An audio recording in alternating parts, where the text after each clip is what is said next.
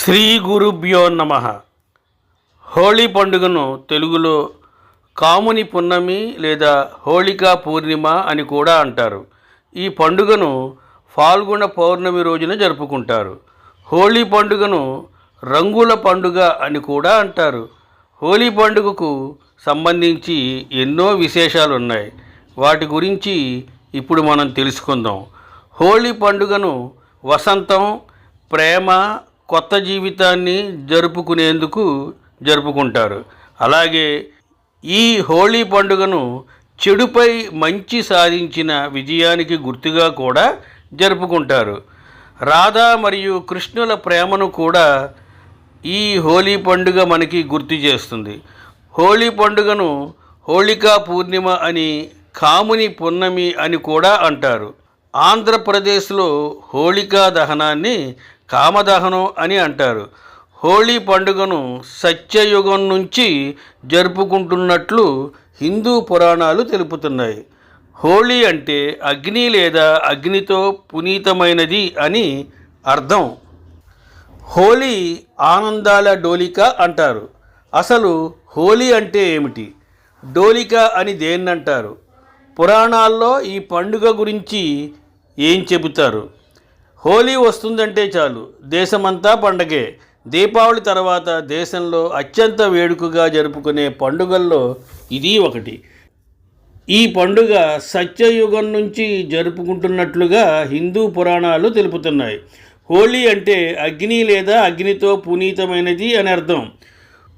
ప్రతి సంవత్సరం ఫాల్గుణ మాసంలో పౌర్ణమి రోజున వచ్చే ఈ పండుగను హోళీ, కాముని పున్నమి, డోలికోత్సవం అని కూడా అంటారు. ఈ సంవత్సరం మార్చి 14వ తేదీన ఈ హోళీ పండుగ వచ్చింది.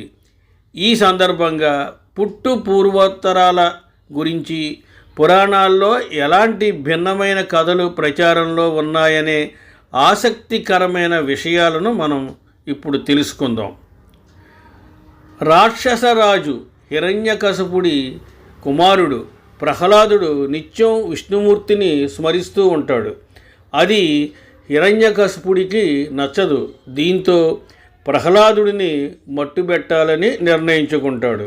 దీంతో అతని రాక్షస సోదరి హోళికను పిలుస్తాడు.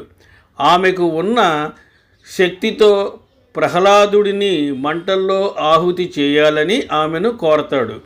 దీంతో ఆమె ప్రహ్లాదుడిని ఒడిలో కూర్చోబెట్టుకుని మంటల్లోకి దూకుతుంది. అయితే విష్ణుమాయతో ప్రహ్లాదుడు ప్రాణాలతో బయటపడగా హోళిక రాక్షసి మాత్రం ఆ మంటల్లో చనిపోతుంది. హోళిక దహనమైన రోజునే హోళీ అని పిలుస్తారనే ప్రచారం ఉంది. అందుకే కొన్ని ప్రాంతాలలో రాత్రివేళ హోళికా దహనం నిర్వహిస్తారు. వంగదేశంలో డోలోత్సవం లేదా డోలికోత్సవం జరుపుకుంటారు. ఆ రోజు శ్రీకృష్ణుడు గోపికలతో కలిసి బృందావనంలో పువ్వులతో, రంగులతో ఈ ఉత్సవాన్ని జరుపుకున్నట్లుగా భావిస్తారు. ఇలా రంగులు, పూలు జల్లుకోవడం ద్వారా ప్రేమ, సౌభాగ్యాలు వెల్లివిరుస్తాయని నమ్ముతారు. కృతయుగంలో రఘునాథుడు అనే సూర్యవంశపు మహారాజు ఉండేవాడు.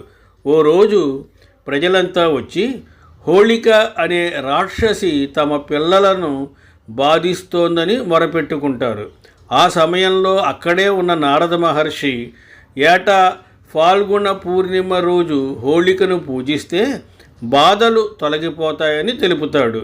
ఆ పూజలు పగటివేళ చేస్తే కష్టాలు వస్తాయని, అంతా రాత్రివేళ నిర్వహించాలని వివరిస్తాడు. దీంతో అప్పటి నుండి హోళీ పూజలు నిర్వహిస్తున్నట్లు పూర్వీకులు తెలుపుతూ ఉంటారు. డోలిక అంటే ఉయ్యాల అని అర్థం. బాలకృష్ణుడిని ఫాల్గుణ మాసం పూర్ణిమ తిథిలో ఉయ్యాలలో వేసినట్లు పురాణాలు తెలుపుతున్నాయి. ఈ సందర్భంగా పశ్చిమ బెంగాల్లో హోళీ రోజున శ్రీకృష్ణుడి ప్రతిమను ఊయలలో వేసి డోలికోత్సవం జరుపుతారు. ఈ హోళీ రోజున శ్రీకృష్ణుడు రాధను ఊయలలో పెట్టి రంగులు పులిమినట్లు కూడా చెబుతూ ఉంటారు. స్వస్తి, శుభమస్తు.